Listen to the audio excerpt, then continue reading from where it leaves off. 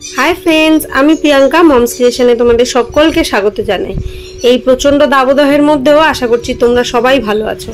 তোমাদের ভালোবাসায় আমিও ভালো আছি। আজকে না সকাল থেকে মনটা একটু টিফিন করছে। নরমালি তো আমি ব্রেকফাস্ট করি না, ওই তোমার কফি আর বিস্কুট খেলেই আমার সারা দিনের খাওয়া হয়ে যায়। আবার সেই দুপুরবেলা একটুখানি ভাত খেয়ে নিই। তারই মধ্যে মেয়েটাও বললো, মা একটু পরোটা আর মিষ্টি মিষ্টি আলু চচ্চড়ি করো। তো আমি বললাম তাহলে চ, ওটাই ব্রেকফাস্ট করে নেবো।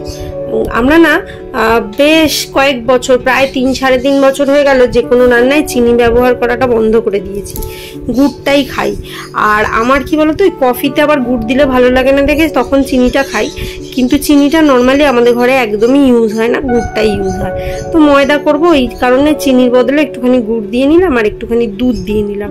দুধ দিয়ে ময়দাটা মাখলে না পরোটার টেস্টটা একটু ভালো হয়। তো এই কারণে একটুখানি পরোটা করে নেবো। আর আজকে কাজের প্রচুর চাপ, মানে অল্প বিস্তর কাজ নয়, আজকে কিন্তু প্রচুর কাজ। ওই জন্য যা করতে হবে খুব ফাস্ট করে নিতে হবে। আর দিদির বাড়িতে যেতে হবে, ওখানে নিমন্ত্রণ আজকে আমাদের। তো ওইখানে আমি আর আমার মেয়ে এখান থেকে যাব, আর ওখান থেকে মা, ভাইয়ের বউ আর ভাইয়ের মেয়েটা আসবে। তার জন্য তাড়াতাড়ি করে একটু আলু চচ্চড়ি আর একটুখানি পরোটা করে নিলাম, এটা টিফিন করে নেবো। আর দুপুরবেলা যেতে বলেছিল দিদি, কিন্তু এই গরমে দুপুরবেলা যাব না, ওই বিকেলবেলাই যাব। তো এই হয়ে গেল আলু চচ্চড়ি। এবার পরোটাটা ঝপঝপ করে ভেজে নেবো, ভেজে নিয়ে দুজনে মিলে একটু টিফিন করে নেবো। রাজার জন্য পরোটা করেছি, কিন্তু ওর জন্য আলু চচ্চড়ি করিনি। ওর যেহেতু আলু খাওয়া আয়ুর্বেদিক ডাক্তার একদম বারণ করেছে, ও সেই কারণে আলুটা একদমই খায় না। ওর জন্য মা ঢেঁড়স ভেজেছে আর একটুখানি ওই নাড়ু করা আছে, নাড়ু দিয়ে আর ঢেঁড়স ভাজা দিয়ে ও খেয়ে নেবে। আর এই আমাদের পরোটা, এইবার আমরা এরমভাবে পরোটা ভাজবো, ভেজে আমরা খেয়ে নেবো আর রাজার জন্য রেখে দেবো। ও এখন আপাতত বাড়িতে নেই, ও ফিরলে তারপরে ফিরে খাবে। তো আজকে ব্রেকফাস্টে এইগুলোই আমরা খাচ্ছি। আর আমার মেয়ে আমাকে বলছে যে মা, পরোটা 3 কোনা হয়, আর কি শেপের পরোটা হয়? বললাম কাটিং করলে হার্ট শেপের হয়, আর আমি একটা জানি চৌকো শেপের। তো এই কারণে দেখো একটা চৌকো শেপের পরোটাও বানিয়েছি। চৌকো শেপের পরোটা অনেক ছোটবেলায় খেতাম, আমার এক জেঠি ছিল, ওই জেঠি বানিয়ে দিত চৌকো পরোটা। তো আজকে পরোটাটা বানাতে গিয়ে হঠাৎ এই জেঠির কথা মনে পড়লো, তাই একটু চৌকো পরোটাও বানিয়ে নিলাম। আর একটা জিনিস হয়েছে কি বলতো, ফেসবুক রিলসে না আমার ভিডিওগুলো ছাড়লে পরে অনেকে কমেন্ট করছে, জানো তো, কাকিমা, মাসিমা, আপনার মাথার চুল পেকে গেছে, আপনার পাকা চুল দেখা যাচ্ছে, পাকা চুলগুলো বাজে লাগছে, বয়স হয়ে গেছে, দিদিমা এইসব বলছে দেখে মেয়েকে বলতেই মেয়ে ওই বললো, মা একটা গার্নিয়ার ব্রাউন কালার কিনে আনবে, আমি করে দেবো। তো ওই গার্নিয়ার ব্রাউন কালার কিনে নিয়ে এসেছি, আর মেয়ে মন দিয়ে গান শুনছে আর আমার চুলটাকে একটুখানি কলপ করে দিচ্ছে, বেশ ভালো ব্রাউন দেখতে হয়ে গেল। বললাম না আজকে কাজের প্রচুর চাপ, এই হচ্ছে সেই কাজের চাপ। ভাবছো লাগেজ ফাগেজ বার করছি, কোথাও ঘুরতে যাব না? আমরা ঘুরতে যাব না, যাবে হচ্ছে রাজা। কোথায় যাবে বলো তো? কোয়েম্বাটুর ঈশা ফাউন্ডেশন বলে একটা জায়গা আছে, যেখানে রাজা মেডিটেশন করে, সেইখানে যাবে। একটা কি মেডিটেশন আছে বলছে, শক্তি চালনা ক্রিয়া বলে একটা কোনো যোগা হয়, সেই যোগাটা করলে নাকি শরীরের অনেক কঠিন রোগও রিকভার হওয়ার চান্সেস থাকে। আর তোমরা তো জানোই 3 বছর ধরে রাজা প্রচুর কষ্টের মধ্যে দিয়ে প্রচুর যুদ্ধ করে ভালো থাকার চেষ্টা করছে, পরিবারের সঙ্গে থাকবে বলে, মানে আমাদের সাথে থাকবে বলে। তো সেই কারণে ও যাবে কোয়েম্বাটুর ঈশায়, ওখানে মেডিটেশনটা করতে। আর আমি ওর জিনিসপত্রগুলো একটু গুছিয়ে দিচ্ছি, যাবতীয় টুকিটাকি যা জিনিসপত্র লাগবে ওখানে নিয়ে যেতে, সেগুলো একটু গুছিয়ে না দিলে হবে না। কেন কালকেই ও বেরিয়ে যাবে, আর আমি তো বিকেলবেলা থাকবো না, চলে যাব, সেই কারণে। আর সব থেকে গুরুত্বপূর্ণ হচ্ছে রাজার এই ক্যান্সারের ওষুধটা, যেটা ওরাল কেমো, যেটা সেই ওষুধটা। আর এই ওষুধটা না অনেক ফ্যাচাং আছে, ওষুধটা তুমি আলোয় রাখতে পারবে না, মানে ওষুধটা সবসময় ওরকম কালো প্লাস্টিকের মধ্যে করে বেঁধে, বক্সের মধ্যে করে কালো প্লাস্টিকে বেঁধে রাখতে হবে। তো ওই কারণে সবার আগে ওষুধটা গুছিয়ে দিলাম, এই ওষুধটা ওর একদিনও মিস করা যাবে না। এই তো চলছে। ভাগ্য এত মানে খারাপ, মানে সময়টা এত খারাপ যাচ্ছে যে বলে বোঝাতে পারবো না। সব কিছুই ঠিকঠাক ছিল, জানো তো, কত সুন্দর সংসার ছিল, ছোট সংসার ছিল, হয়তো অঢেল পয়সা ছিল না, কিন্তু আমাদের মধ্যে খুব ভালো ছিলাম আমরা নিজেদের মধ্যে। বছরে একটা করে ঘুরতে যাওয়া, কেনাকাটি, ঘোরা বেড়ানো, স্বল্প বিস্তর খেয়ে দিয়ে যেরকমভাবে একটা নিম্ন মধ্যবিত্ত পরিবার চলে, সেভাবে কিন্তু দিব্যি চলে যাচ্ছিল। খুব ভালো ছিলাম, বৃহস্পতিবার করে আমরা ঘুরতে বেরোতাম।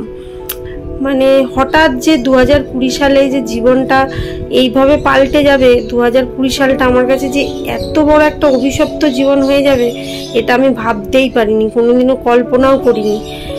সেই কারণে ঈশ্বরের কাছে সবসময় প্রার্থনা করি, আমার প্রিয়জন, আমার অপ্রিয়জন যে যেখানে আছে, আমার ভালো লাগার মানুষ, খারাপ লাগার শত্রু মিত্র যে যেখানে আছে, ঈশ্বর যেন সবাইকে ভালো রাখে, কাউকে যেন কোনো রকম অসুখের মধ্যে না ফেলে। আর সব কিছু মেনে নেওয়া যায়, কিন্তু এই অসুখ হলে যে কি হয়, আর এই বিশেষ করে এই অসুখটা মানে মানুষের কি করে দেয় বলো তো। কতদিন বেঁচে থাকবো জানি না, কবে মরে যাব সেটা জানি। মানে এই রকম একটা কষ্ট নিয়ে ভাবতে পারছো কিভাবে চলছে। তার মধ্যে মধ্যবিত্ত পরিবার, যা প্রচন্ড খরচা, সে তো আর বলার কথা না। তো যাই হোক, বাদ দাও, আর কত দুঃখের কথা বলবো। এই যে রাজা যাবে, কিন্তু ও তো আবার বাইরের অনেক রকম খাবার দাবার খায় না, ওর তো খাবারের প্রচুর সমস্যা। মিষ্টি খায় না, মিষ্টি খায় না বলতে চিনি খায় না, একদম পিওর গুড় হলে তাহলে খায়। তারপরে তোমার আলু খায় না, ফুলকপি খায় না, অনেক রকম সবজি ওর বারণ হয়ে গেছে। মাছ, মাংস, ডিম, দুধ, ঘি, পনির, মাখন কোনো কিছুই খায় না। তো সেই কারণে ওকে একটু ঘর থেকে করে দিলে, খাবার দাবারগুলো একটু গুছিয়ে দিলে ও একটু ভালো খায়। তো ওই কারণে আজকে সকালবেলা বাজার থেকে 3খানা নারকোল নিয়ে এসছে। সব কটা নারকোলকে কুড়িয়ে ওই ঘরে, যে বললাম না ভালো একটা ঘরে গুড় আছে, বড়দা এনে দিয়েছিল, সেই গুড়টা দিয়ে একটু নাড়ু করে দেবো। নাড়ুগুলো বক্সে করে প্যাকিং করে দিলে ও কি বলতো, টুকটুক করে ঘুরতে ঘুরতে 2-1 পিস করে নাড়ু খেয়ে নিলেও শরীরে অনেকটা এনার্জি থাকবে। এমনি বলে মিষ্টিতে একটু শরীরে এনার্জিটা বাড়ায়, তো সেই কারণে একটু নাড়ু করে দেবো। আর কালকে সকালবেলা মা ওই পাউরুটি, কলা এইসব দিয়ে দেবে। আর দুপুরবেলা যে যাবে, যে ট্রেনে, কি দুপুরবেলাও তো খাবারটা খেতে লাগবে, তো দুপুরবেলার খাবারের জন্য একটুখানি ঢেঁড়স ভাজা আর একটুখানি রুটি করে দেবে। আর আমি এই যে নাড়ুগুলো করে দিচ্ছি, টিফিন বক্সে ভরে দিলে ওগুলো ব্যাগের মধ্যে থাকবে, টুকটুক করে খেতে পারবে। আর একটুখানি মুড়ি দিয়ে দেবো, জানো তো মুড়িটাও না ও ভালো খায়। মুড়ি আর ওই ঝাল ছাড়া, এখানে আমাদের উজ্জ্বলা চানাচুর বলে একটা দোকান আছে, ওখানে ঝাল ছাড়া খুব ভালো চানাচুর পাওয়া যায়। ওইখান থেকে একটুখানি ঝাল ছাড়া চানাচুর নিয়ে এসেছি। মুড়ি আর চানাচুর একসঙ্গে মিশিয়ে একটা ডাব্বার মধ্যে করে ভরে দিয়ে দেবো। ও খাবে, খেয়ে ওই যখন মনে হবে ডাব্বা ফেলে দেবে। তো এই হলো আজকের ঘটনা। সারাদিনে প্রচুর পরিশ্রম। এইগুলো করার পরে আবার একটুখানি খাওয়া দাওয়া করে, পাখির কাজকর্ম করে, একটু রেস্ট নিতে না নিতে আবার দিদির বাড়ি চলে যেতে হবে। আর এখন অবধি দেখো, দেখতে পাচ্ছ কলপ যে করেছি, এখন অবধি কিন্তু শ্যাম্পু করার টাইম হয়নি। বেলা কিন্তু অনেক হয়ে গেছে, ঘড়ির কাঁটায় দেখতে দেখতে এখন 1:30 বাজে। এখন এই সমস্ত কাজকর্মগুলো করে, পাখিগুলোকে খাবার দাবার খাইয়ে নিয়ে, নিজে একটু চান করে নিয়ে, ঠাকুর পুজো দিয়ে নিয়ে, খেয়ে দিয়ে একটুখানি রেস্ট নিতে না নিতেই বেরিয়ে পড়তে হবে। আর ওই ওপর থেকে আমার শাশুড়ি গল্প করছে, আমি একটু শাশুড়ির সঙ্গে গল্প করতে করতে নাড়ুগুলো পাকিয়ে নিচ্ছি। আর আমি না নাড়ু একেবারে পাকাই না, খুব গরম তো হাতে ছাকা লাগে। আগে এরম দলা দলা করে রেখে দিই, তারপর যখন একটু ঠান্ডা হয় তখন পাকিয়ে নিই। আর এই যে দেখো, পাশ দিয়ে ভিখারির হাতটা দেখতে পাচ্ছ, এক হাতে অলরেডি একটা নাড়ু আছে, তার আগে একটা খেয়ে নিয়েছে, আবার ওই হাত পেতে নাড়ু চেয়ে যাচ্ছে। যত বলছি ওর বাবার জন্য, তত ওই রকম করে যাচ্ছে। মাথাটা আমার গরম হয়ে যায়, এই যে এবার ঝেড়ে দিলাম মুখে। এত হ্যাংলামো করে, ধারণার বাইরে। যাকগে, ছোট মানুষ, বাচ্চা মানুষ, খাক। তাহলে আজকের ভিডিওটা এই নাড়ু বানাতে বানাতেই তোমাদেরকে নিয়ে শেষ করছি। আবার দেখা হবে অন্য কোনো ভিডিওয়, অন্য কোনো রকমভাবে। সকলে ভালো থেকো, ঈশ্বরের কাছে সকলের সুস্থতা প্রার্থনা করব, যাতে যে যেখানে আছো, যাতে সবাই ভালো থাকো, সুস্থ থাকো। আবার দেখা হবে।